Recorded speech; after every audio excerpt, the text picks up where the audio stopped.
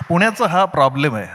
म्हणजे पुण्यात येताना लोकांना वाटतं की मी पुण्यात राहणार कसा, आणि एकदा राहायला लागल्यावर पुण्याशिवाय राहणार कसा. मग तो सोडतच नाही पुणे. पण आता तुम्ही चायनीजचा उल्लेख केला, संभाजीनगरला वडापाव किंवा फरसाण किंवा ऑमलेट, असं बऱ्याच गोष्टी खाल्ल्यात तुम्ही. म्हणजे आम्हाला उगीच गिल्ट वाटतो की आपण रस्त्यावर गाडीवर खातो, पण तुम्ही पण खाल्लंय. आवडतं स्ट्रीट फूड कुठलं आहे तुमचं? म्हणजे कुठली डिश आवडते तुम्हाला? हे आवडत असं म्हणता येणार ना, आवडत होतं असं म्हणू शकतो. आणि काय असतं बऱ्याच वेळेस कंडिशनमध्ये काही गोष्टी आवडून घ्याव्या लागतात. तुम्ही आमलेट पाव ज्याचा उल्लेख केला, ज्यावेळेस माझे मोठे बंधू इथं आहेत, त्यांनी मला 10वीच्या वर्गात असताना औरंगाबादला आणलं. त्यावेळेस पुस्तकामध्ये लिहिलं बऱ्यापैकी हालाकीची परिस्थिती होती.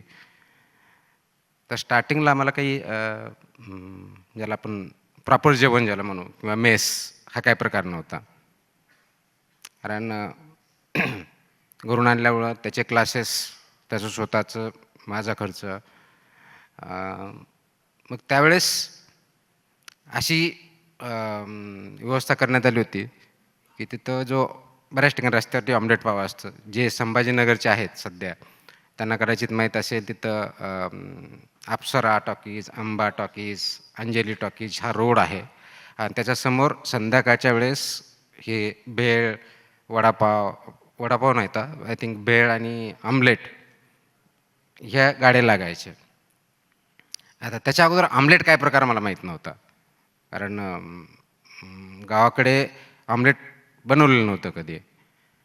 तर मग तिथं खाल्ल्यानंतर भाऊने त्या वडापाववाल्याला सांगितलं की हा ज्या दिवशी येईल त्या दिवशी येत जा, उधारी झाली की मी देत जाईल. मग बरेच वेळेस असं व्हायचं की संध्याकाळचं जेवण नसायचं, ते तिथं जाऊन ते खायचं. ते स्टार्टिंगला काही कळायचं नाही की किती चांगलं आहे वगैरे. त्याची एवढी सवय होऊन गेली की नंतर त्याशिवाय दुसरं काही खाऊच वाटायचं नाही. तसंच तिथलं फरसाण एक प्रकार होता, आणि त्याकाळीच मला आठवतं एक फरसाण आणि केळी हा एक आमचा स्टेपल डाएट होता. जसं आता आपण भाजी पोळी खातो तसं एक स्टेपल डाएट होतं, किंवा विद्यार्थ्यांसाठी डब्बा असतो कोणत्या तरी मेसमधला असतो, तसं आमचं ते स्टेपल डाएट होतं की शक्यतो रात्री फरसाण आणि केळी या पद्धतीनं. तर आत्ता जर मी ते खाण्याचा प्रयत्न केला तर मला वाटतं 2 तासामध्ये मी बोलू पण शकणार नाही अशी परिस्थिती होईल. म्हणजे घसा एकदम पॅक होईल. त्यावेळेस ती इम्युनिटी होती. आणि मग आता विचार करतो की ते तेल कसं वापरत होते, ते मी कसं खाल्लं असेल, आणि आत्ता तिथं गेलं तर नेमकं काय होईल. तर तो एक स्ट्रीट फूड त्यावेळेस आवडायचं. आता मला कोणतंही स्ट्रीट फूड आवडत नाही, आणि विशेष करून गेल्या 2 महिन्यात तर बिलकुलच आवडत नाही. तुमचा व्यवसाय वाढवायचा आहे? मग आजच पुणे लोकल सोबत जोडा. तुमचा ब्रँड थेट ग्राहकांपर्यंत रील्स आणि पोस्टच्या माध्यमातून. पुणे लोकल, तुमचा विश्वासू डिजिटल पार्टनर.